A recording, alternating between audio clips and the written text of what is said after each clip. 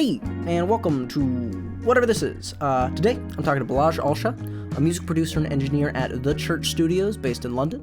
Balázs has produced some fantastic work such as Twice Around the Sun by Ugly, Anchor Chains, Plane Motors, and Train Whistles by Skydaddy, and the Wicker Man EP by Katie Pearson and Friends. How has things been there? It sounds like you've been pretty busy with working on it. Well, I think I haven't had a day off in probably weeks or months now. Oh, jeez. Yeah. I think I got really lucky in the past couple of months that I got to work with a lot of people in London that I always wanted to work with since I moved to this country, really. So I've been keeping really busy, but I'm feeling better than ever, really. It's been a really full on but really rewarding couple of months behind, and I'm really looking forward to next year when these things will come out. So Yeah, for sure. Are you working exclusively at Church Studios, or is that like a yeah. freelance kind of thing?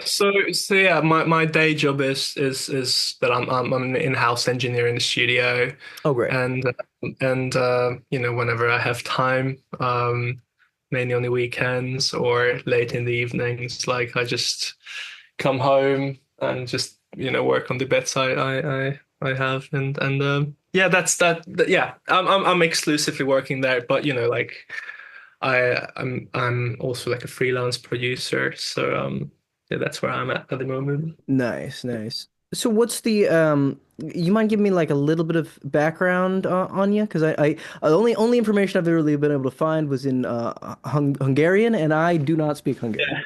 Yeah. Yeah. Well, so basically, like I'll try to give you a short history, but I got time. yeah. So for a long time, I was really struggling with, like, I wasn't sure if I can actually take a career, follow a career in music. Because I was, yeah, I thought that maybe I should be, I don't know, like a lawyer or like a doctor or something. And because like music is quite a risky sort of career path, isn't it? And yeah, so actually I went to uni to study like marketing and sociology and all that. But on this side, I started working with a couple bands who I really loved back in Budapest, where I'm from, and a few of those records did really well, and I was like, maybe it's actually worth, like like chasing this dream to just try to make a full-time living out of, recording silly sounds with my friends, and yeah. So what I started doing is, so next to uni, um, I just like piled up a couple microphones and some really basic recording gear, and then just we went to the countryside to like these like cabins in the woods and stuff, and I just like recorded a lot of like cool records, from like metal stuff to like jazz recordings and all that, Very and cool. and I just wanted to get as much experience as possible. And yeah, so a couple of records did pretty well, and I got like a how you call it, like a platinum record when I was, I think, 19. So that was pretty funny. You produced or engineered a platinum Like record? I engineered it, That's and insane. yeah, it was pretty funny. Yeah, and I was like, yeah, you know what? Actually, this is what I want to do. So I quit the sociology uni, and I was like, all the records I love, they were produced and done in the UK in the past, I don't know, like 10 or 20 years. Well, obviously, like I love a lot of records from America, but like that, I like didn't take America, offense, sorry. it's quite like far from Budapest. So I was like, yeah, maybe I can like move to London, because all the producers I look up to, they live and work there. So when I was, I think, 20, I made a move here. Before I got here, I made this really long list with all the producers and engineers I wanted to learn from, and it had like 140 names. I went really like crazy, and I try to figure out like, their email addresses, like who they work with and all that. When I moved here, I basically just sent out a couple emails and Instagram messages, and one of the producers who had the biggest influence on me was Paul Epworth, but yeah, obviously he's not that easy to reach. Like Yeah. so yeah, I didn't email him, but the second person was Adrian Bushby, who did the Foo Fighters and Muse records, and it was really funny. I just moved here, and a couple of weeks later, I sent him an Instagram message, and I think he didn't know how to block taps from people who he's not friends with on Instagram, and That so was I my just in sent with you too. yeah. But so I sent him this message that hey man, I just moved to the UK. I have a funny accent. Can I work for you for free and learn from you? Amazing. And he was like, yeah, dude, come down to the studio. And he's like, I think he's got 2 or 3 Grammy awards. He worked on a lot of records I really loved as a kid, and yeah, anyway, so he gave me a shot, and then the first session went really well. He just asked me to edit a couple of drum takes for him, and it was really funny because I didn't have Pro Tools back then, and it was like, okay, can you just like edit these drums for me, and I'm just gonna get a coffee, and when I come back, just yeah, I'll have a look at it. And when he went to grab a coffee, I literally like looked up some YouTube videos like how to edit drums in Pro Tools, and then I figured it out somehow. And then yeah, he was pretty happy with it, and so he pretty much asked me to be his assistant engineer for a while, and then we traveled around in a lot of studios in the UK, and he pretty much taught me everything like how the studios like work and how like what's important when it comes to sessions and production, what isn't. And yeah, and then we hit the first or second lockdown of COVID, I'm not entirely sure. And then he moved to be like a full-time mixer at that time. So he worked from home and he didn't need a full-time assistant. And I was really worried that I might have to move back to Hungary because that was my only source of income really. And I he just asked me one day that, hey dude, like what's wrong? He could see that I was really stressed, and I said, sorry, I'm really worried that I have to move back and I won't be able to make a living out of this. And he was like, don't worry, dude, I'll pay your rent for the next month, and by the end of it, you work in one of the big studios in London. So he called every studios pretty much, like the big major ones, and they all pretty much offered me a place. Oh And my God. so I literally like owe my whole career and probably my existence in London to Adrian. And so then I started working for this company called Milako. They have a lot of studios all around the world, and I assisted a lot of like big major artists there, and it was really fun. You learn a lot from different producers and engineers who come through the doors, and then you just write down a lot of notes. And I love that. I did a lot of late night sessions with rappers as well, and it was really fun. And then uh, so as I said, probably one of like the producer who had the biggest influence on me was Paul Apfel. And I was like, one day I really want to have just one session at the church studios. And then um, I assisted one of the engineers who was a good friends with Paul's personal engineers. And he said like church studio has been looking for an assistant for a long, long time, but they haven't found anyone. And he was like, I can put in a word for you if you I don't know would like to work there. And I said, oh yes, please. And a couple of days later, I got the email from the church that, hey, would you like to come down for a session? Because we heard from Billy, who's this engineer at Miloko, that you're pretty good. So come down. And then yeah, it was really funny. The first session I did at the church was with one of my favorite artists that time, and I was literally like like fucking like shaking, like I was so excited. And it was a long shift. I remember the first day was like I think 20 hours long or something, Oh, but wow.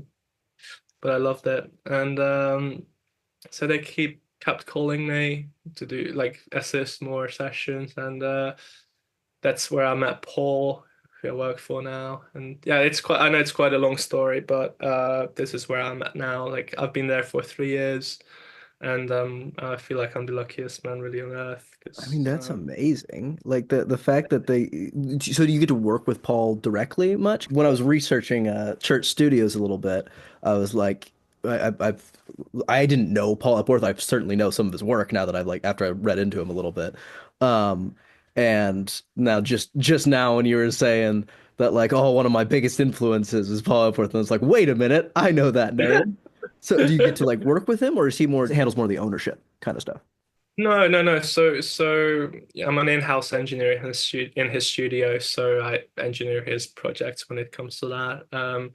And yeah, it's pretty amazing to learn from him. And I also I work on like commercial sessions. So if like an external producer and engineer comes through, I always like I will work on those projects as well. So it's really a special place. I got to learn from, I don't know, James Ford or Mike Dean and like a lot of like really influential big producers from like from people who do like rap or like big pop stuff who will teach you like how to like get some cool sounds and synths and all that. And then there's like yeah, like James Ford or Ben Hillier who will show you like how you can process like drums through synthesizers and all that stuff. It's really like the church is like a melting pot of like really creative producers and engineers, and it's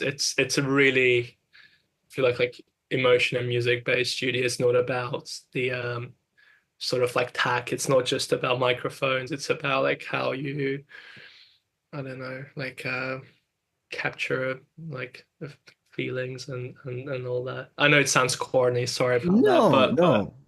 That's so um I just to give you a little bit of background because like I said, I'm up to the senior video producer at a production company. But so we're pretty much only video, right? Like we do some audio stuff, but it's I as a side thing, as you could maybe tell back there, I have like those some tower speakers back there, and I have a big, even have a tape deck behind me too.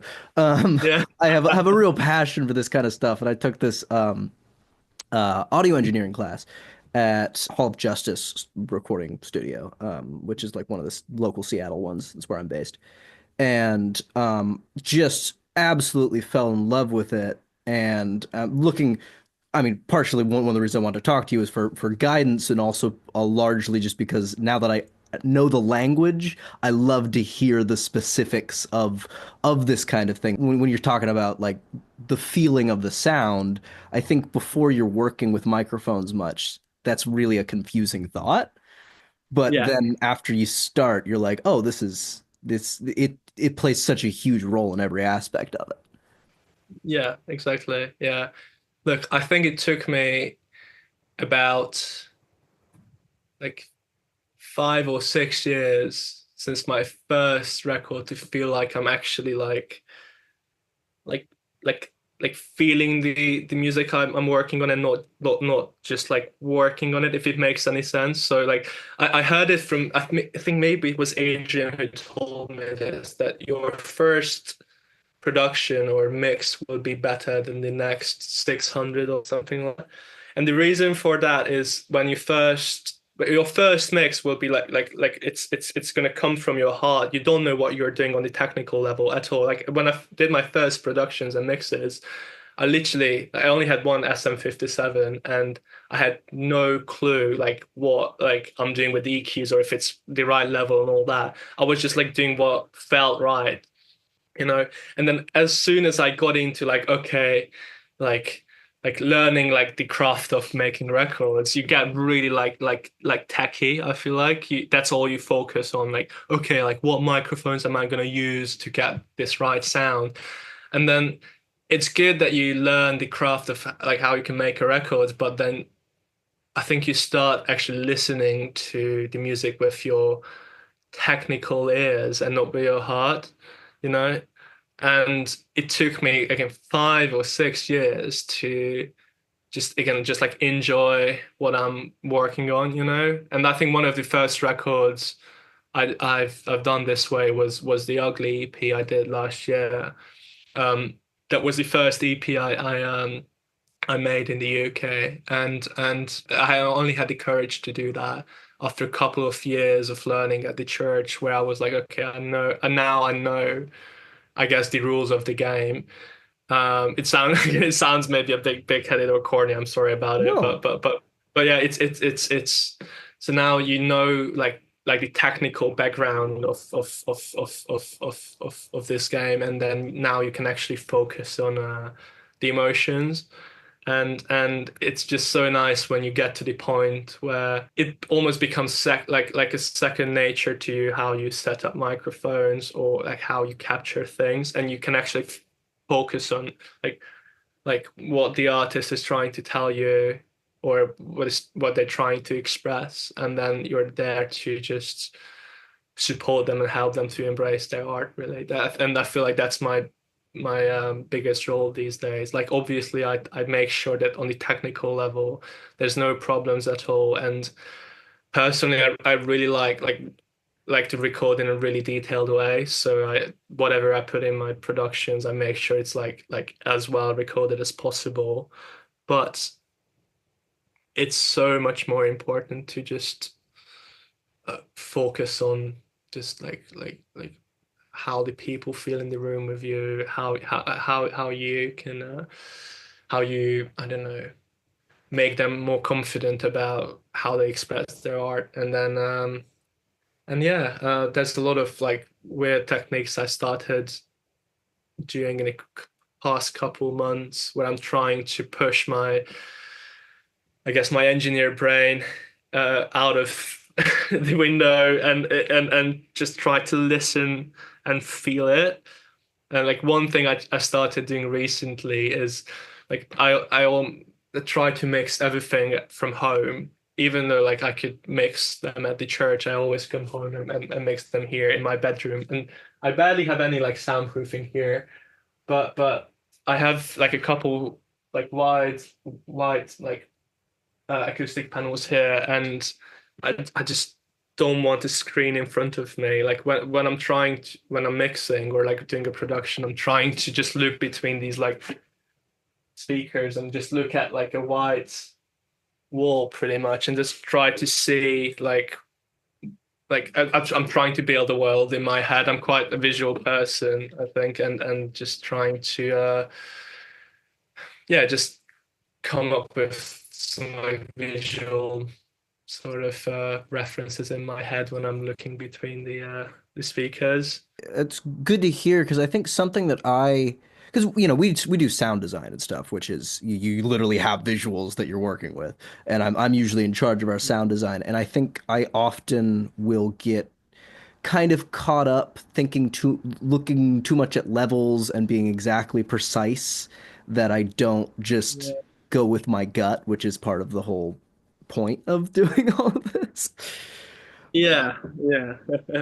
Look, I think this job is just so weird in the sense that you're doing a pretty like technical job, but it's all like reacting to different artists, different like artistic visions and stuff. It's so abstract, and that's why you cannot really do like a entirely like a techie job. You always have to listen with your heart, I think. But you know, it takes a long time to get to the place where you it becomes second nature, and then you can just listen again. It took me again like 5 years to be able not to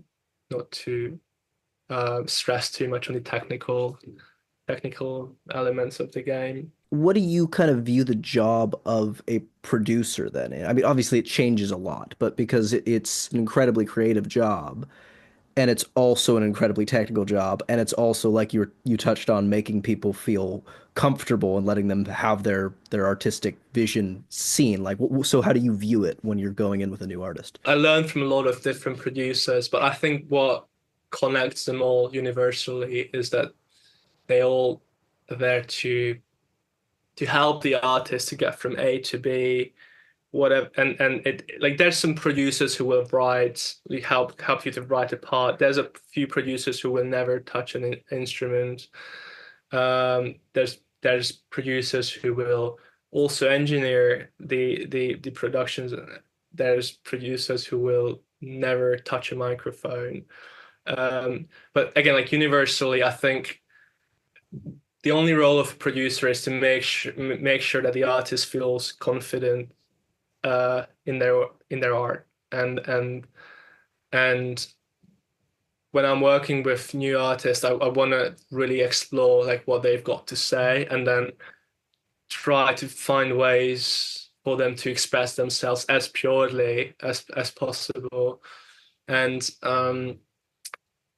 yeah, it's I think that's the only real role of a producer, just to make sure that the artist is in a you're providing a play like a space where these artists feel comfortable enough to open up, and that's how you will be able to capture, make really unique art. I feel like my personal style is I also engineer everything and mix everything I do.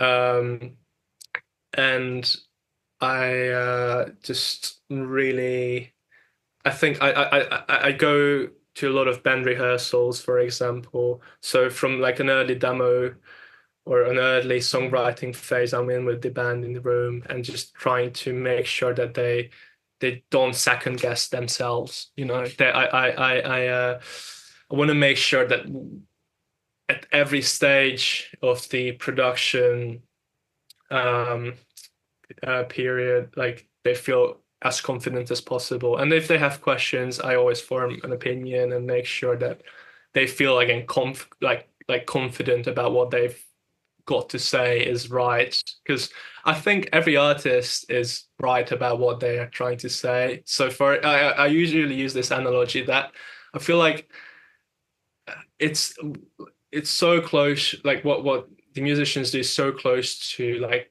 what painters do. So no one told like Dali how to like paint, you know, like they just had like a brush and a blank canvas, and there was no sort of medium between their art, the output of their art and themselves. So they could just do this and that, and that was it. But I feel like a lot of musicians, like when they're doing an album, it goes through so many egos and so many people and so many opinions that like something gets lost. And that's why I'm trying to like help them from like a really early stage to like just embrace their art and just like be confident about it and try to open up. I'm curious, how do you really make them feel like this is their project and make them feel inspired to do what they want to do creatively while also providing your creative input without like overreaching? Because I know that that's, I think it would probably be really easy from a producing standpoint to accidentally make it your project, not the band's. Yeah, yeah, yeah. I know. Yeah, I always tell my my family and my friends and girlfriend that, you know, I hope that when I look back in 20 years, like to the records I'm working on now, I won't be able to tell that they were done by me. You know, I don't want to have a sonic footprint. I take pride in pushing the artist I'm working with to like as far into their art as possible. So I just want to hear as many different and unique music as possible. So like back to your question, I feel like if you so for example, I never touch an instrument. Even though I can play guitar, bass, keyboards, all that, I don't I don't want to do that. If they get stuck with a sound or with a part, I'll make suggestions. But I always ask them to, okay, can you just pick up your guitar and play it for me? And if you give back the instruments to the artist, they will find a way to solve the problem if they have something going on with the music. This way the solution won't come from the producer, but it will come from the artist. You just need to like keep like pushing them that, okay, do you actually think that this is the right part, or do you actually think that this is how you want to play it?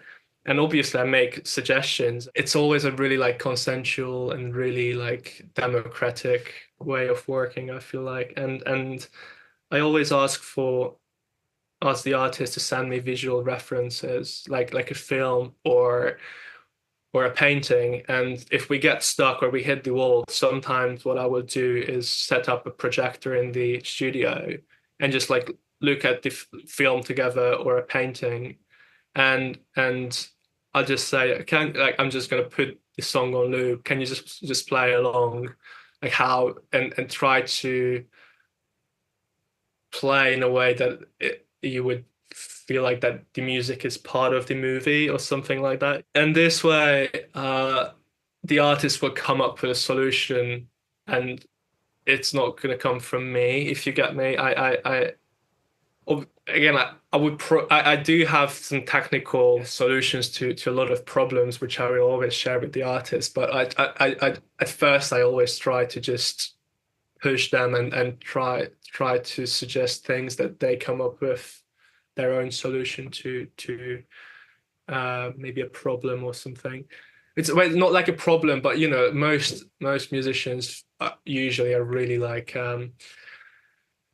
They second guess themselves all the time. Is this good enough? Is this not the right part? But there's usually a point where this sort of they become really confident that this is great. You can see on their faces that they're like smiling or like crying. And one thing I usually say is like every part that we record on a record should either make you cry or make you laugh. It sounds like a bit funny, but if you approach everything with this in mind, then you know that everything that you do is a really like honest reaction to your own art, if you get me. So yeah, I just really want to hear the humans behind the music all the time. And if they're crying or laughing or just having lots of fun, you know that you're capturing something that's like really unique. And when you record that, it's almost like you're just taking a photograph of someone at a given time, and that will last for a long time. I feel like yeah. And I feel when these happen, they are really special moments. And when these happen, the artists never, ever second guess themselves. You can hear it in your music. Like I completely understand what you're saying. You just mentioning that, it's oh gosh. The last song on the Ugly EP. Oh, We're Happy You're Here. Has Mm. the line the line that I've come to destroy you, which makes me giggle nearly every time, and just because the way he delivers it and just the like flat affect of it. I've come a long way to destroy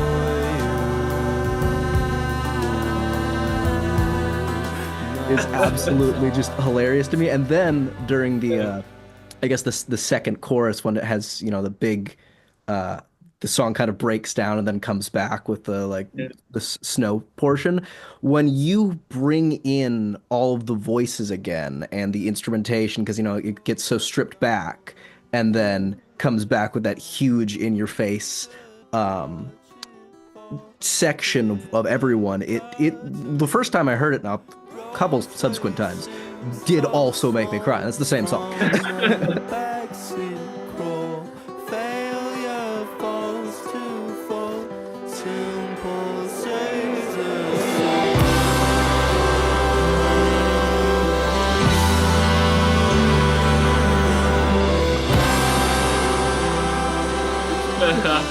I mean, it's interesting to know that that's how you're going into it to try and capture those kind of raw emotions a lot of the time.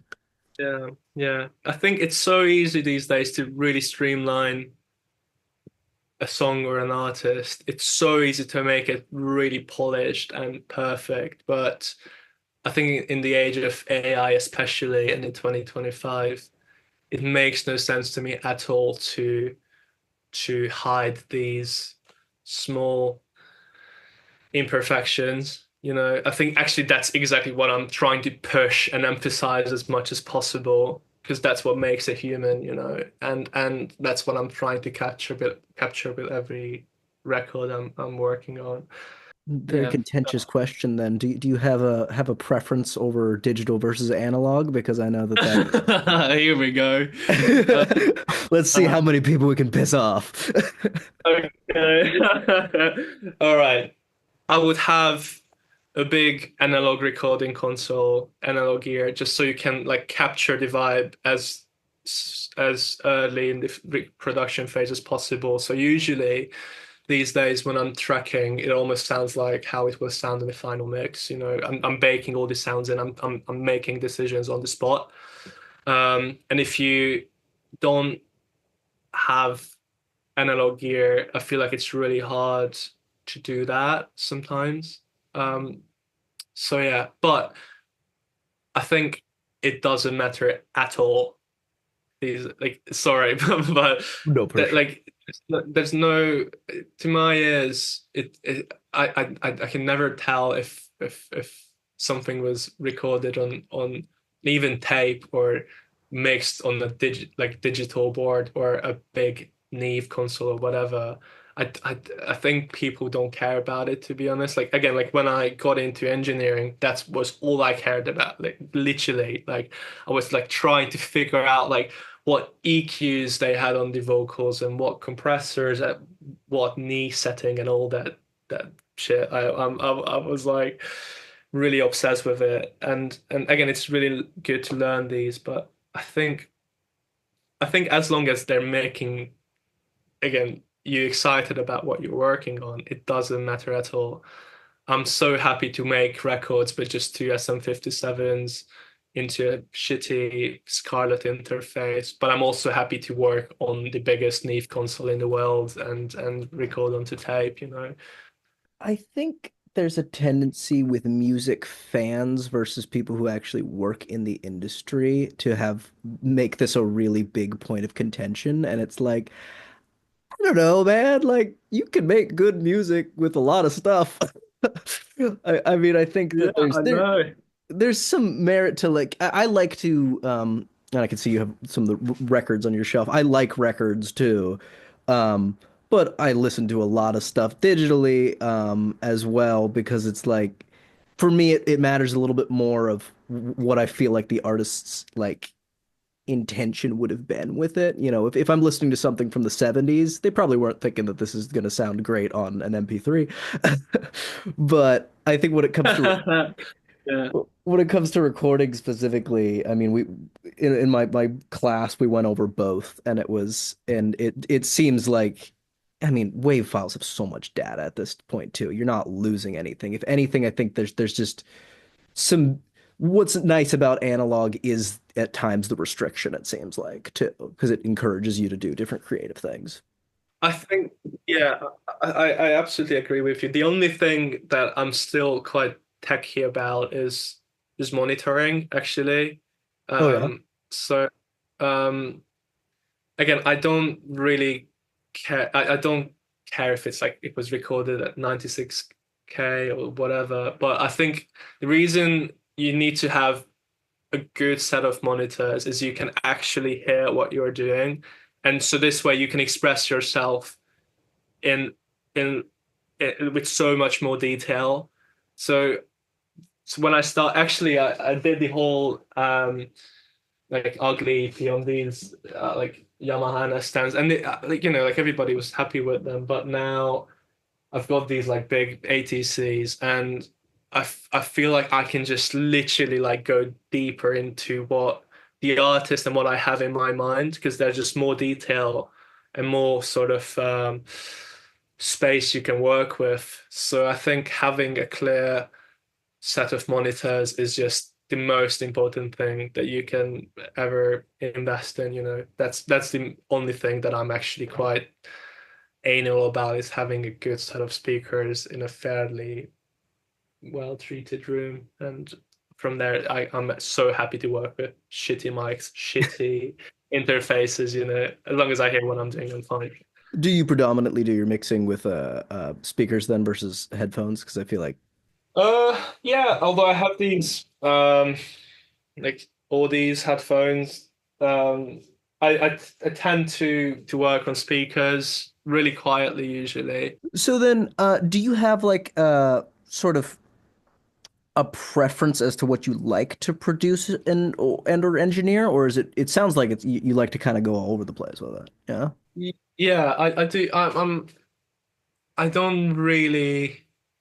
I'm I don't care about the genre at all. As long as I feel like I'm working with an artist who's actually trying to open up and say something unique, I'm on board usually. I tend to work with bands, I guess, because I really love when the yeah, like there's different like dynamics in every group, and then there's like a lot more sort of lot more many instruments you can work with, and I just love this like big social thing around working with bands. I think it's just really fun. But I'm working with a lot of solo artists this year as well.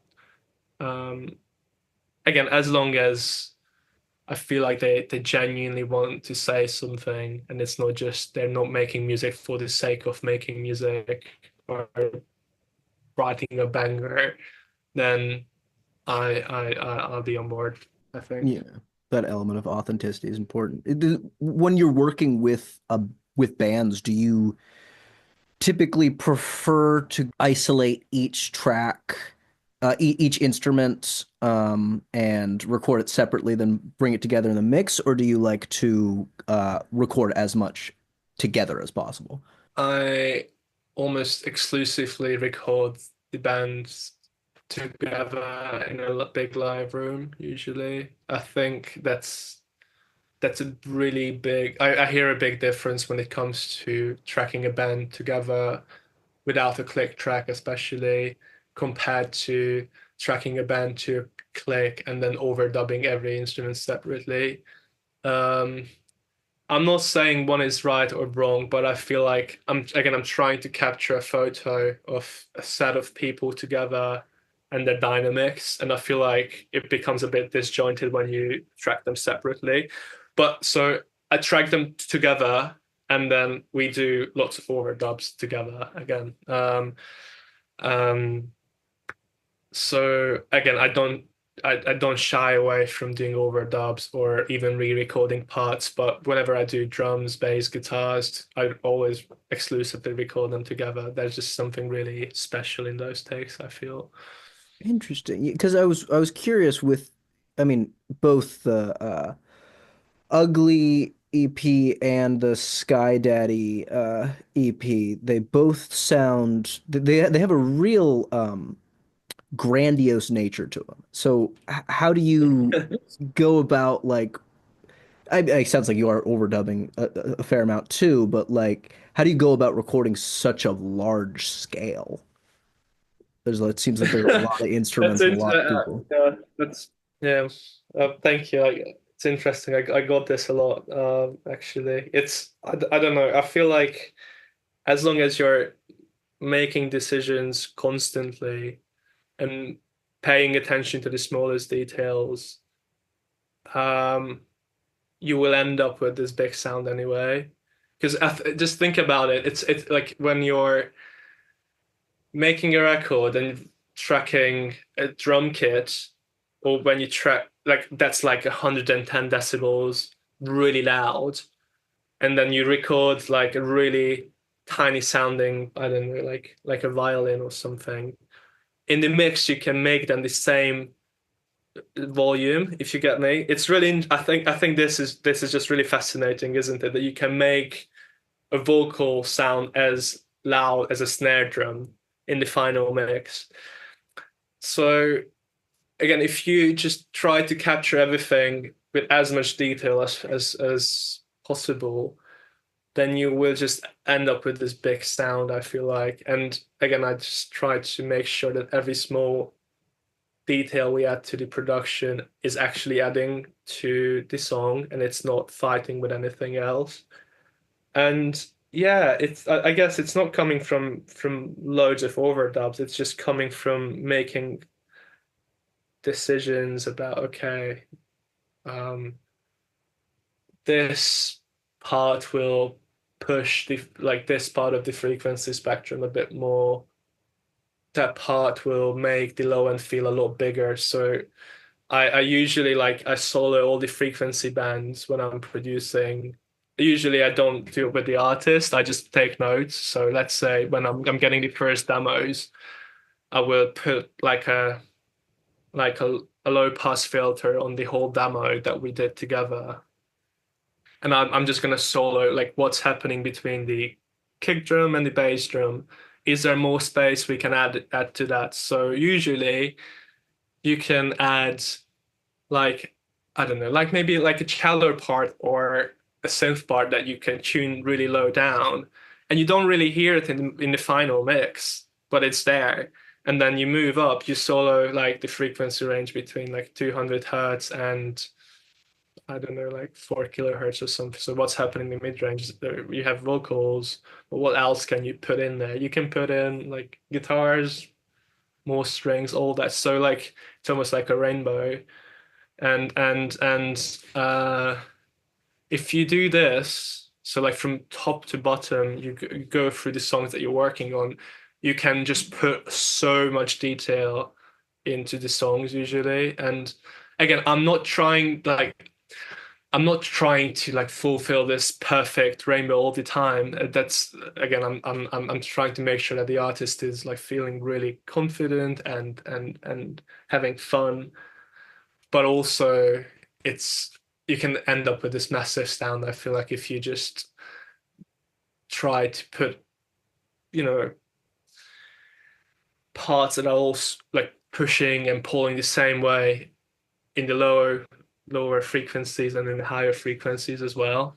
Yeah, and then this way, you can add so much flavor into the records, and I just have so much fun with that usually.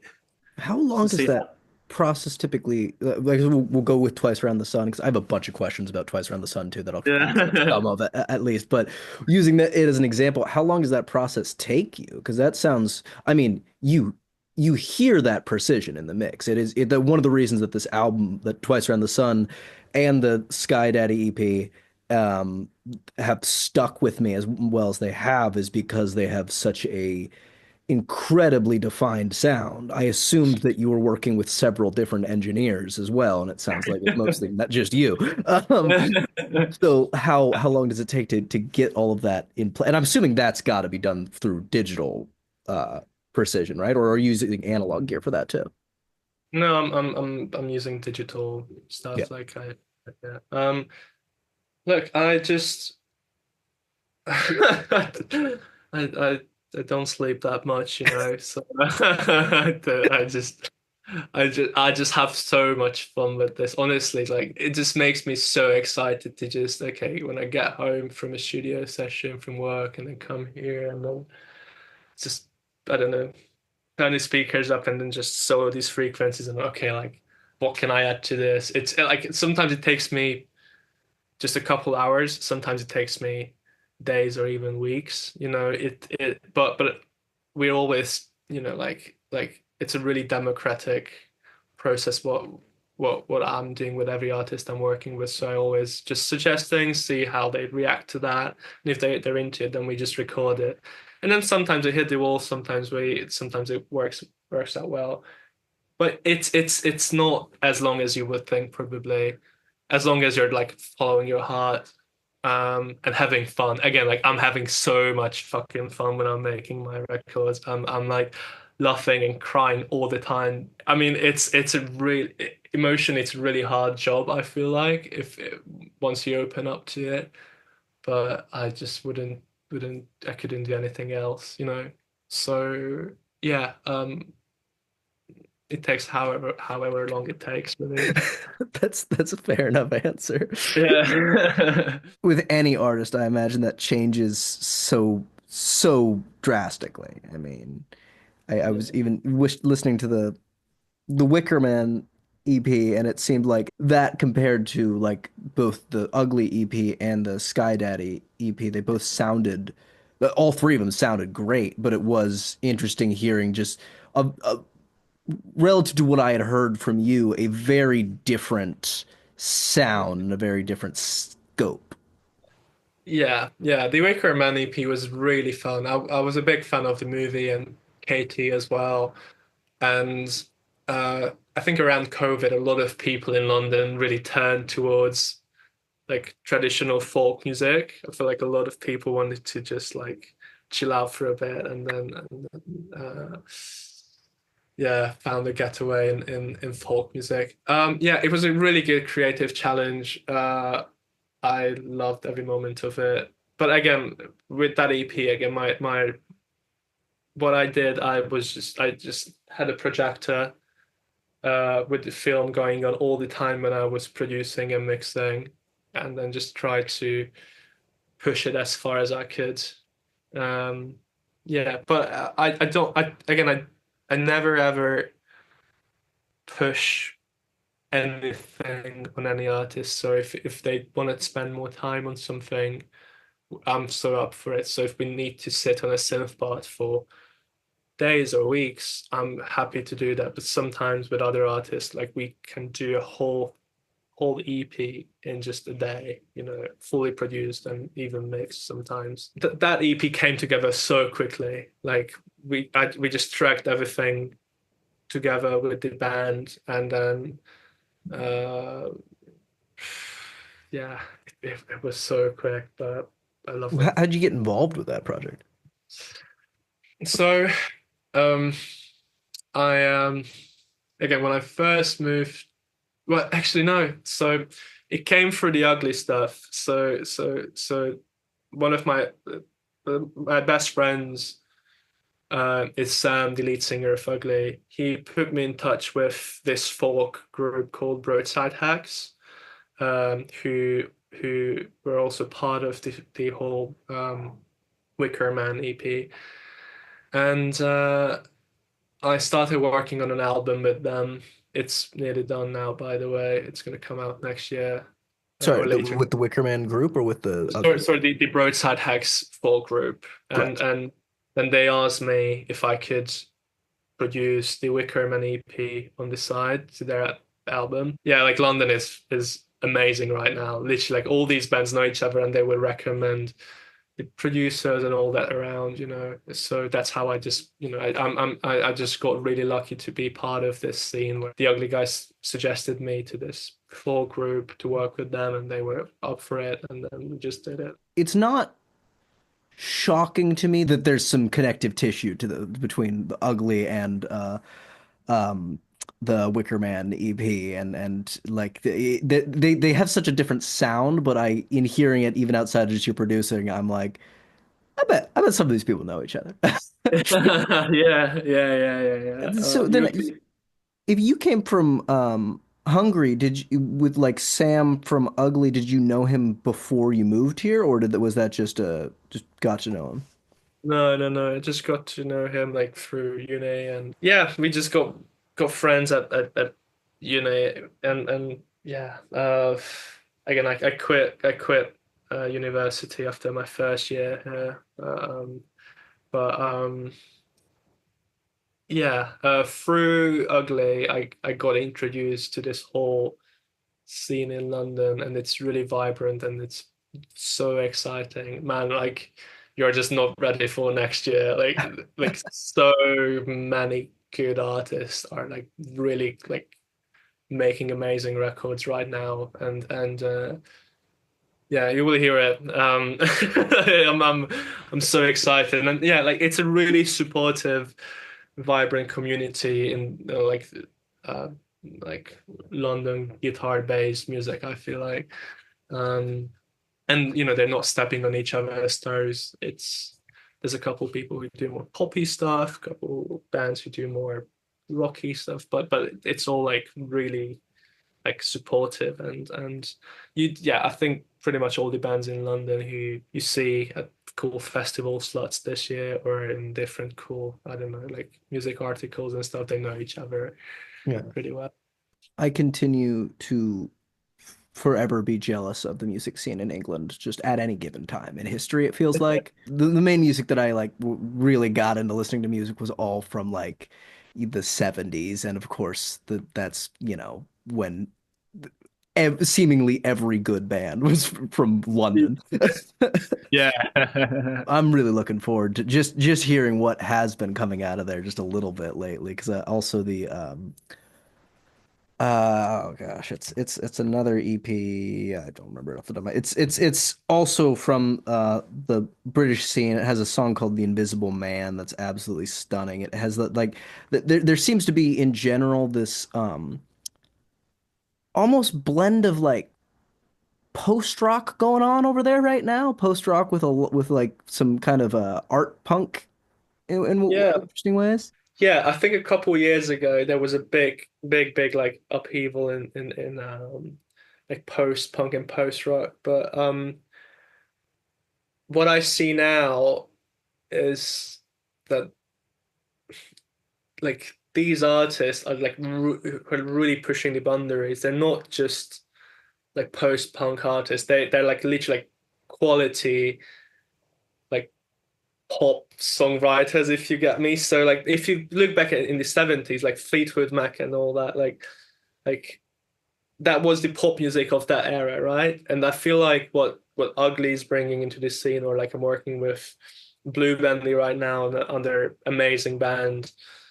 What they do is it's obviously it's quite like edgy and cool, but at their core it's like really like quality songwriting, and it's not just a sceney thing in London now. I feel like there's going to be a bigger appreciation of quality songwriting in the next couple of years. That's a tendency I'm seeing, and I think most of these artists I got the pleasure of working with, they're all like really like melody focused. They're not coming from um like Sonics. I feel like a lot of bands in the like 2010s and stuff, they wrote songs with just like cool sounding shit, if you get me. Like how to put it, like sometimes they're like they were hiding their sort of songwriting behind big Gimmicks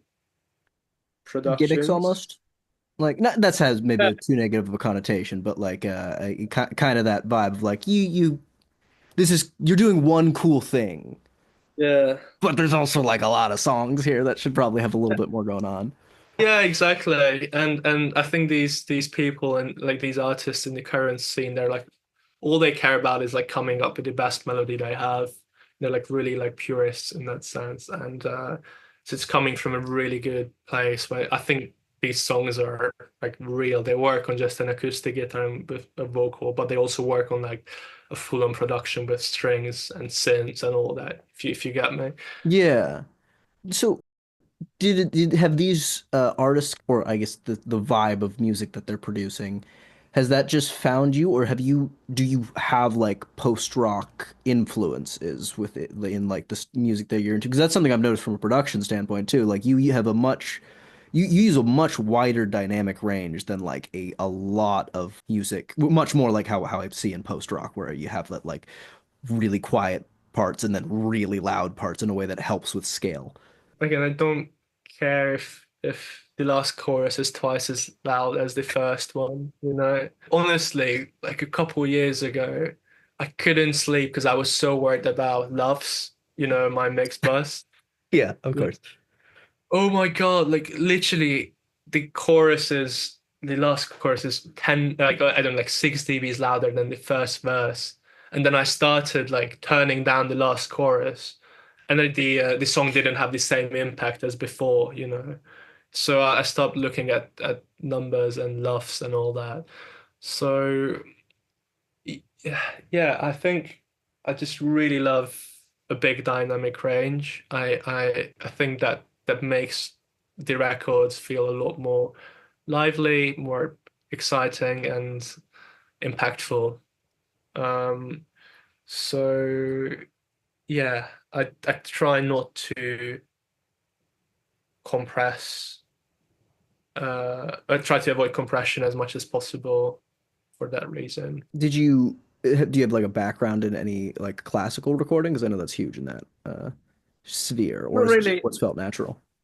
At the church, obviously, we do a lot of orchestral tracking and all that. But yeah, I think no, yeah. That's my background, and I learned a lot from Adrian, who was like, he's really good at getting massive sounding stuff. Nice.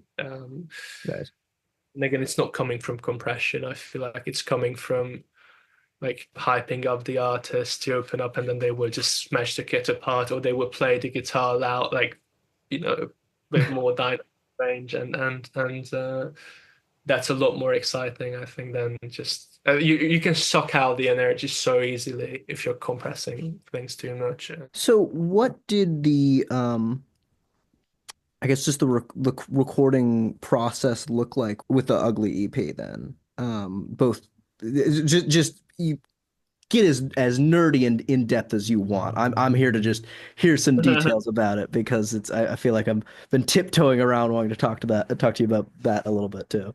The main thing about the Ugly EP was that we recorded it over literally 2 years, so that's why that's the name of the EP, like Twice Around the Sun. So it's almost like a mixtape of 2 years of like creative, I don't know, like decisions and all that, and so the first song we did was at the university where we went to with Sam.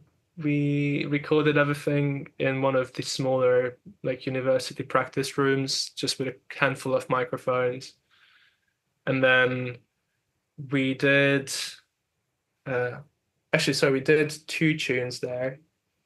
Um, and then we like a year later, I got this job at the church, and then we ended up tracking two tunes there. So funny that two tunes were recorded in a small practice room and then overdubbed in my flat with a handheld microphone. And then Hands of Man and Shepherd's Carol were tracked in the biggest studio in London. So it was a really weird collage. What's weirder is that I would not never have guessed they were recorded in different spaces. Yeah, it's funny. Again, I feel like the coherency of a record is not coming from a studio or from a microphone or any techie stuff. It's all coming from ways of working with people and making decisions the same way, and having the same approach throughout the record. Um, but yeah, I don't know how techie do you want to get on that EP, because I can go I have notes on like what EQs we use or what uh pedals we use and all that. By the way, I pretty much every sound that's on the EP were on like I produced it on analog gear, like on like all the modulation stuff is coming from like a H3000. I use that all the time. I don't know if you know that thing. I It's don't an know. old 80s FX box. It's really cool. Mhm. I tracked a lot of vocals through guitar pedals, a lot of drums. I think that was like a drum kit that I recorded through. I put a microphone inside an acoustic guitar and I put it next to the drum kit. That was the entire sound of the kit. And What? Just one microphone for a drum kit? yeah, That's insane. They and haven't done then that since the 60s, I feel like, when we were just like, we just need one mic for a drum kit. but yeah, it's funny because like how I normally track everything, like I for example, on a drum kit, I always use 19 microphones, right? But in the final mix, sometimes it's just one mic, and that Really? mic was the mic stuck into an acoustic guitar next to the kick drum. I do that quite a lot. I just find a weird acoustic instrument like a violin, and I mic it up and then just throw it next to the drum kit or a guitar amp or a vocal, and then you just get these insanely weird sounds out of that because you get the natural resonance of an acoustic instrument. If you want to get really, really fucking nerdy, like what you can also do, I've done it recently when you find a big like bottle of water and then you fill it up as much that it will resonate at a frequency that's in the key of a song. So Wow. and you just put that water bottle next to like a drum kit and you put like an aqua mic. I don't know how you say it in English. So there's these like microphones you can stuck in the water. And and then whenever you hit the kick drum, the water will resonate at the frequency of the song. And then you get these like weird sounds out of that. Oh my God, that's so cool. I mean, Uh, I've heard of like, putting a like condenser mic in a condom and putting it in water, but I've never heard of that's cool. I haven't tried that, but it sounds good. Maybe you can maybe you can tune a condom like if you put enough water in it and then put it next to a kick drum. I should try that. Oh my God. This is what a visionary looks like right here. Yeah. Oh my God, that is so did you use that water trick within the Twice Around the Sun or just something that you've done in the past? No, it's something I'm working on right now. Don't want to say too much, but like we've been working on a lot of new cool stuff with Ugly, and it's gonna get even more mental than before. It's gonna be really, really, really interesting, and there's gonna be a lot of fun stuff on that. I Yeah. cannot wait for that because that's I mean, even just hearing like, some progressive rock and psychedelic rock and post rock production techniques and things added to what is it, six-part harmony? Is it? Yeah, Or yeah. yes, to a six-part harmony was one of the just wildest things. Because I mean, my brother was a choir kid. I like to sing and things like that. It's very rare you get to see a cappella do anything other than be a cappella, and then hearing what you and the band did together and how it all interplays is fascinating and was really. I think that's one of the reasons it's like stuck with me. I've been spreading that EP a little bit like gospel some. And like every time because I'm friends with a lot of music fans, but they're not necessarily. I listen to a lot of weird music, but every time I'm like, okay, you guys have to be open to acapella. If you're open to acapella, this is going to be one of the coolest experiences of your life, and Yeah. so far, 100% success rate. Yeah, I know. I think with the Ugly Guys that it's like the whole record making process is a weird mess, but it's just so beautiful. Like the way we finished the EP was like we had to deliver the EP to the vinyl pressing factory like I don't know when, and then I was gonna fly home for Christmas, and we had to finish it the last night before I flew home. And so we worked on it till I think 4:30 a.m. And the guys were just like sitting on my sofa here and then like, oh, like, I don't know, can we just like record one more vocal on top of like 20 harmonies we have going on already? And then just can you just like micro loop it and then just like do some weird shit about it. They were like, I don't know. I want to feel like some like weird animal is like whispering in my ears. And so we were here at like 4:30 a.m. before my flight. I nearly missed my flight home, and just like trying to to come up with like a solution how you can sound like a weird tiny bird whispering in your ears at 4:30 uh like a couple hours before you have to deliver the final mix or master. It was absolutely crazy, but I love them so much. And we push each other really, really well. I feel like sometimes they push me to do crazier stuff than I will say, okay, just yeah, do even crazier things. So it's just like, yeah, it's a really weird relationship that we have, but I just love it. Yeah, I mean, it helps when you're close friends with one of the leads in it.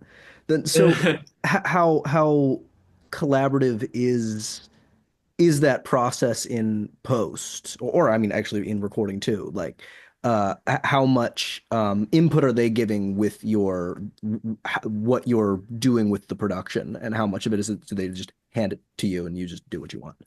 It's been changing a lot because when we worked on the EP, that was the first time we worked together. So we were all, I guess, just like sniffing each other around a bit. But I don't know. Now we have like, I guess, this trust towards each other. So again, it's really important for me to give the artist their own space where it's really intimate and they can just do what they want to do. What I mean by that is when they're in the songwriting process, I try not to bother them. I usually just I ask for demos just to see where they or certain like ask for like phone recordings of where they got to in this in the rehearsal space. So they do all the songwriting usually, and then if they hit the wall, they will ask me like, "What do you think?" or "How is it sounding?" And then I will make a suggestion, or I'll say it's great. Just and usually with Ugly, they're so brilliant. Like everything they do is just absolutely golden. So usually just emphasizing that this is great, just keep pushing it, and then we go to the studio, and then actually, sorry, no. When they get to a good place, we come together, we talk about the atmosphere and the world of where we want to take things later down the line. And I'll make notes and I always again ask for like visual references. Once we talked about ideas, we will do a demo together where we just try to like do like big brush strokes and put lots of weird ideas into the demos and get them sounding as good as we can with just like two microphones or something. Then we go to the studio if they're sounding good, and then we track it, and then we have loads of fun for months usually, and then get really deep into the sounds. I think that I really respect them as songwriters, so I don't want to interfere with that ever. With other bands, uh, they sometimes they ask for more guidance when it comes to their songwriting. So again, it's just I want to be flexible. So Ugly don't need my help with like chord changes and all that because they can see it through. It seems like they're a very, very technical band, a very technically competent band, which I imagine has got to help from a producing standpoint too. Exactly, that's what I mean. Like my aim is not to change their songwriting or to leave my blueprint on their records. It's actually just I respect them so much, and I just want to make sure whatever they had in their mind gets captured, and then it gets pushed to as far as they can get pushed within the songs, and yeah, I want to make sure that every idea that they have, they fully explored it, and I'm giving usually lots of I put a lot of weird I suggest a lot of weird ideas to them so they can react to them in their own ways. And then that's how usually a lot of fun stuff happens. I say, what if you, I don't know, just play this part that you wrote on a guitar on an instrument that you never played before? Like, they wrote a part on a guitar, but then I say, hey, I don't know, here's a banjo that you don't know how to play. Just have fun with it and see what comes out. And sometimes it doesn't work and it's a massive flop, but sometimes like it just sounds so unique and again you push their creativity even further. That sounds like exactly the type of uh, push and pull you want in a collaboration, I feel like. Also, I just love the image of like, hey, you've written this on a guitar. You ever used a finger pick? Well, now you're gonna. Yeah, Um, yeah. did you have to change much for because of their very unique and kind of strange sound? Did you have to change any of your recording tendencies? Not really. I usually, when it comes to tracking, I do I record it as well as I can. So it's usually sounds like everything I record. That's how I think it sounds in the room when I'm standing next to the instrument. So usually when we track acoustic guitars, I will probably spend like 10 minutes on just like walking around the like Sam who's playing the acoustic guitar and just trying to put like put the microphone where it sounds the best and most organic to my ears, and then I just record that. And yeah, I just record them as well as I can, and then I just make it sound weird.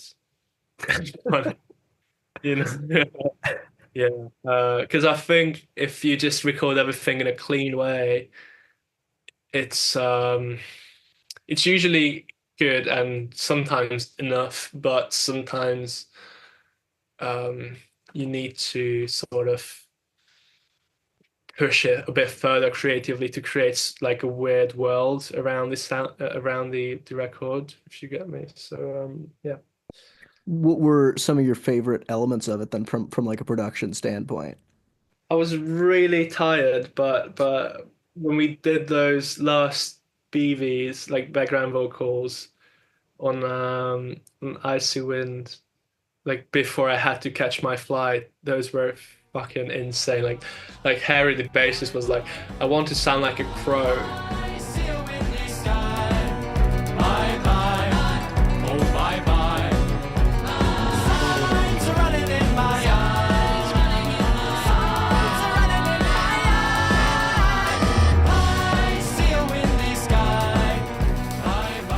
Can you He make it sound does. like I at first I thought it was a like a yeah. crow sample, and I'm like, no, that's just some guy yelling. And then again, literally around like 3 a.m. after we did these funny crow sounds. And by the way, it was just him. I with an SM57. I put a sock around it. He just sang in the mic like, and then I formatted it and auto tuned it. That was so funny. There's this cello part in IC. Actually, there's loads of cello in it, but sometimes you don't hear it. It's, I think there's probably, I don't know, 3 layers or 4 layers of cello, but around again 3 a.m. Tom and Harry, I love them so much, but it was insane. But it was one of the best decisions that they ever made. I think they were like, can we actually just retune the whole cello section? So the whole cello part that's in Icy Wind, it's like heavily auto-tuned sometimes, and we just literally just like drew in like what the cello is playing. So it was just like a straight note, like an E.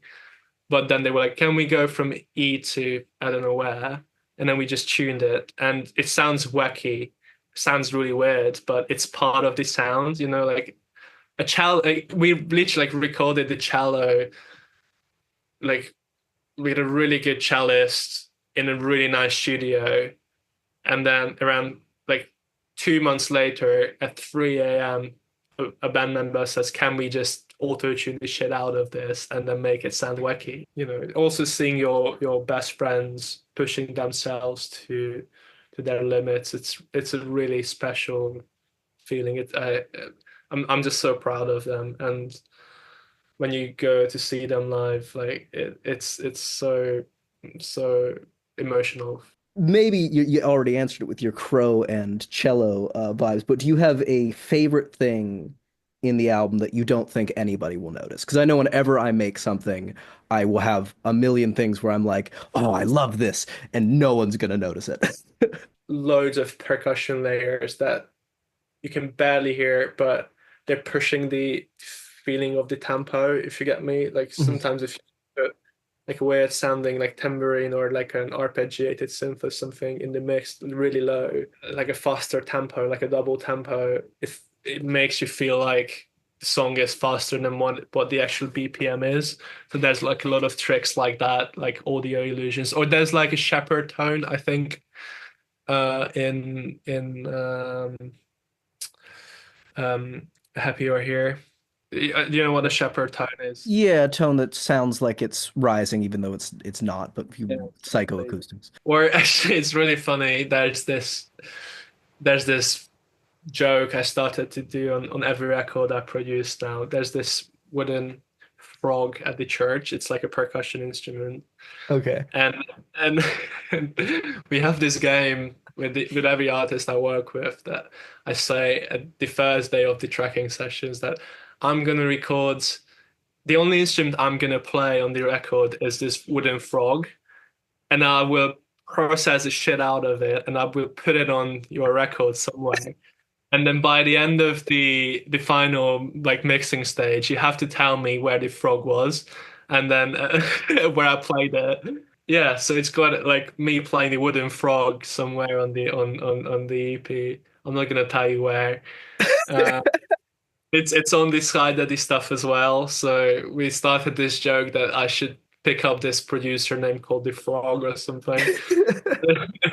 That's really Uh, good. I was just proud of myself for noticing, like, wait, do these guys have an actual spring reverb here? Like, I on both the Sky Daddy and um the Twice Around the Sun. I hear you do some processing that's like I don't know if you're using an actual spring reverb or if it's just a synthetic one. I But have a good selection of springs in my arsenal. I use them all the time. Like I like sometimes I just stay up late in the night and then just okay, is this string A or B or C that I'm gonna end up using on a bloody tambourine or like it just that's good. you can barely hear it, but I really love making small artistic choices like that. I think it's one thing I always care about when we go to a studio or we make a record is whatever instrument we're going to track, I want to make sure that there's at least two options for every instrument or every effect. So you can make an artistic choice. So what I mean by that is, um, if you say, okay, on this tune we're gonna need to record an acoustic guitar, and most artists will only have like one acoustic guitar and they will just record that. But if you say, okay, here's two or three acoustic instruments you can choose from, you will make you will have an opinion like what guitar suits the song best, if you get me. So by having more options, you'll be able to make more opinions. So you will have a more unique and personal record, I guess, a more sound, like a unique sound.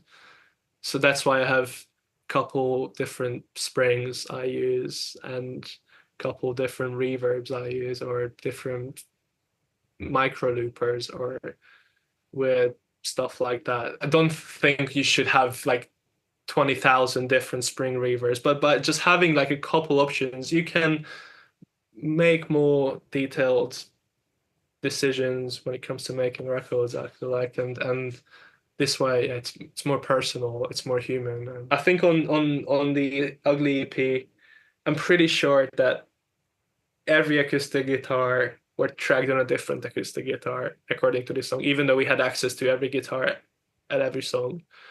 So Mhm. there was like a Martin on one of the tunes. I have a old Yamaha guitar that was used in another tune, and Sam's got a weird, um, cool acoustic guitar as well, and we just used it in another tune. You cannot really tell, I think, but a lot of time was spent on just making small decisions like that. But this way again, it sounds more like Ugly, I think.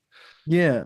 Did you have like a great like big challenge on that EP like that you guys had to overcome? There weren't any challenges really. The only main challenge was that when it's an upcoming artist and they don't have they all have day jobs, and I have a day job as well. Finding the time to make something that's this detailed can be challenging, and then that's why you end up sleeping not much, and that can be a big challenge. But everything else apart from that was just pure fun, really. And then just the only painful thing on the EP was that one of we recorded a song at a certain BPM, and then we realized if we slow it down by 2 BPMs or one, they can um they can pronounce the words just a little bit better. So we ended up retracking everything just because of 1 or 2 BPMs. It's most people will be like, no, fuck no, we're not gonna re-record a song just because of 1 or 2 BPMs. But again, I have so much respect to these guys, towards these guys, and the decisions that they make, and I want to make sure that they feel free to communicate towards me. And if it's just a small detail like that, I'll make sure that we facilitate it. And sometimes I'll make suggestions like that. It feels a bit too slow or fast or whatever. But that was a bit painful. One fun fact about them is, I love that now. They're just really. There's no other artist I've ever worked with in the past, I think, 6 years who were so precise on panning. So usually Harry, the bassist, he like we would spend entire evenings sitting here and then just moving the vocals like 1 degree by 1 degree where they should be sitting. I know it's crazy, but again, we make a decision that, okay, this is the right place for the vocal to sit. And in that sense, it's a really precise EP, and it's a really precise band, and we are making really precise music together, I feel like. And it's a weird fun fact is most of my colleagues who I told this, they've freaked out. Like, how can you spend more than 1 minute on panning a vocal? But I mean, I feel like with their specific sound, it does make sense that you'd want to. I mean, that they're such a vocal forward band yeah. that you'd want to be really precise with it. It's funny that you mentioned that though, because in my initial list of questions, was writing one about like something as it was about panning. It was about like, so are you making that decision or is the band? I'm like, that seems like too specific of a question to ask somebody. So it's really funny that you then answered it anyway. Yeah. Usually they are really specific with vocal panning, and I am really specific with instrumental panning. I usually I try to go as wide as it can be. I sometimes I just do hard pan drums on the left and hard pan bass on the right, or stuff like that. Um, but yeah, when it comes to vocals, they always take the lead on that, and I just trust it. And now I know like what they like, and now that's how we do it. But I really like weird pannings. I think the pan pot is just a really fun little thing you can use when it comes to production. It's just think about it. How sick is that you can make decision where like, okay, I've only got an acoustic guitar, a drum kit, and 2 vocals in a track, and then you decide, okay, I'm gonna put the drums on the left, the reverb of the drum will be on the right, and then the bass guitar or like the vocals will be also on the left. So you can just create these really weird panning decisions. I just love it when something sounds weird and fun. I really like to put things out of phase as well. And literally, like if you collapse like vocals down in mono, they just cancel out. But no one listens to stuff in mono, I feel like, so I don't care. Uh, so you can get this like out of speakers experience with that. So yeah. I mean, the precision of the panning, both the vocals and the instrumentation, is it reads really well on that EP. I mean, the elements that it just feels like such a spacious EP. Like it's funny that you're talking about how like, oh, you just got these other monitors and you wish that you could have been mixing it on that. It's like it already feels to me like, I mean, you can kind of tell from here that my speakers are like 10 feet apart, and it uses every degree in a way that's really, really compelling and really nice to hear. Yeah, I think it's so like yeah, and that's like part of like how you can how I guess get this like thicker sound. I hope it doesn't sound pretentious, but instead of EQing uh lots of bottom end out of your acoustic guitar and putting it the same place where the bass guitar or the other electric or acoustic guitar is, you can just like pan it like a couple of degrees and then you don't have to use the EQ at all. And then you have the full range of the instrument. And if you recorded it well, you have a full ranged instrument at this degree, and then you have a full range and really well recorded instrument on the other side. So you just get like lots of big sounding stuff like next to each other, and you just get this like big full-bodied monster. I could hear that scale, and actually some of what you're talking about, the panning hard left with drums and things like that, a lot in the anchor chain, plane motors and train whistles EP. I always just call it the Sky Daddy EP because it's the only EP I've listened to Yeah, from yeah, him. that's fine. Um, Yeah, yeah, but where especially with the mushrooms, hearing that um the scale that you create in that. and prepare for another crescendo as the screens coalesce.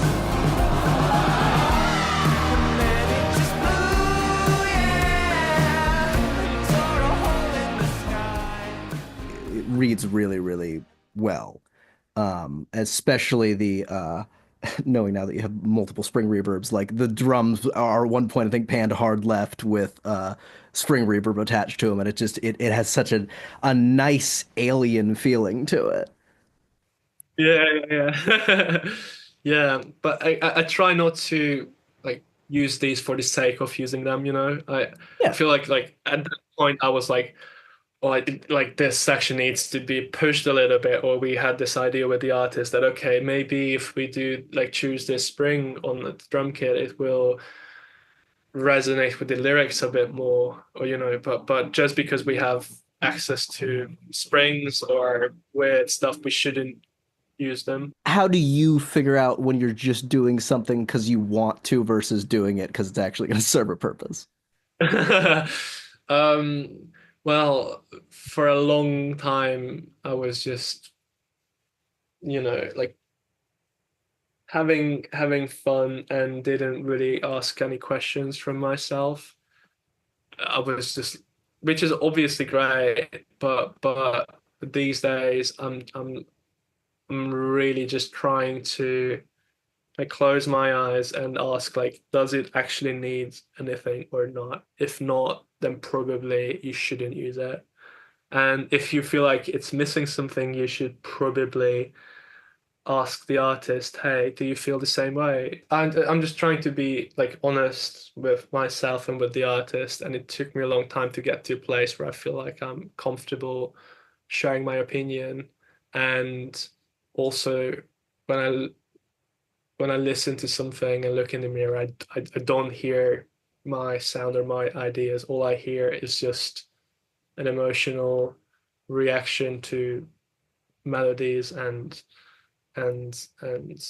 rhythms and stuff. Yeah, again, if it's just a gimmick, I think it shouldn't be there. Or just because something sounds cool, I think it doesn't mean it should be on the record. It should only be on the record if it serves a purpose and if it serves the artist's vision, I feel like. You've mentioned a couple times how much emphasis you want to put on the artist's work, and I think that's an amazing thing to want to do as a producer. What do you want people to get out of your work specifically? I mean, do you just always want to kind of be there to serve the producer or to serve the artist, or do you want to convey something important to yourself? I think my purpose is to again make the artists really like embrace their art. And if I feel like they got to a place where they open up, that's the place where I also open up and we can just make creative decisions together. So it feels really it's a real collaboration and a democratic, equal sort of way of working. So I feel like, yeah, I'm serving the artist, but by them fulfilling their vision, my my vision or like my artistic decisions also get fulfilled, you know? As long as I'm having fun making these records, and I always do, or I always have been having lots of fun on the records I've been working so far. I know that, I think my purpose was filled on those. I don't know if that answers your question, but I again I take pride in making these artists feel more confident in what they do, and if that's done, then I'm happy, and that's I think that's my job sort of like done, and yeah, take pride in that, and I love that when sometimes these moments happen. Sometimes it takes a couple sessions or even weeks, but when they happen, you know it, and then you just know that you helped other people to create something that will last over their like life span. Like I think there's something really beautiful about that. You like at a certain time, at a certain place, you make creative visions, and then you just record it, and then you just like carve it onto like a vinyl, and then it will literally like it will live over your life. I think it's really beautiful. So that's why I'm putting a lot of emphasis on yeah, just making sure that the artist feels confident and happy all the time. Yeah, you just made something that will, I don't know, capture their character forever, or as long as you can buy records, I guess, or yeah. There's an importance in making something, even when it's just to make it. I mean, I Yeah, think. I think so too. Yeah. And so I was curious, firstly, you got any music recommendations? Yeah. Listen to Blue Bandy a lot. It's another band from London. Their album came out last year. It's unbelievable. It's really good. I'm working on something new with them now. It's probably one of the most sincere like songwriting that I ever heard in my life. It's unbelievable. It's like an emotional roller coaster. So I really recommend those guys. There's this band called Keg, Keg. It's a really fun group. They just released a new single. My friend mixed it, who also sometimes assists me and helps me with engineering. I mean, there's this band I work with called the Orchestra for now. Yes, I Um, listened to the one song that you made from him yesterday. Actually, that song that was wild. That was really cool. Get us out of bed. There's no use in shouting at me. Hold my hand instead. I'm the death defying storms that get us out of bed. yeah. Well, you gotta get prepared for what's to come with those guys. They're gonna blow up, man. They're so amazing. So yeah, they listen to those guys, the orchestra for now. And then I really like the new Jordi Greek record. I really love that. It was really fun. There's this artist called Baby Morocco. It's like a hyper pop thing. It's so funny. I love that. Oh yeah, and there's a band called West Side Cowboy. It's really cool. I've been loving their single in the past couple of weeks. So yeah, these are the artists I've been listening to a lot, and I think they're all from England, and they're like upcoming artists, and they deserve a lot more attention. No, I'd love to listen to those guys. I mean, Yeah. it seemed like it would be a missed opportunity to not ask you for some music recommendations while on this call. Um, so, and the Yeah. final question I had for you was just, is there any questions you wish I had asked you? No, really. I had lots of fun, man. Thank you so much for this. Yeah, again, I just keep repeating myself, I know, but I'm just so excited for next year with all these artists. I know like a lot of cool records gonna come out, and I just want to like recommend everybody just to keep an eye on like London next year, because I think lots of good music's gonna come out, and I think we're living in a really exciting time when it comes to guitar based or like just like music overall, alternative music. And yeah, I'm really grateful for this interview, man. Yeah, No, it thank was you, really man. I really, I just love this industry, and it's one of those things that I love talking to people about it, and especially when I got to talk to artists about their process. It's one of my favorite things as well.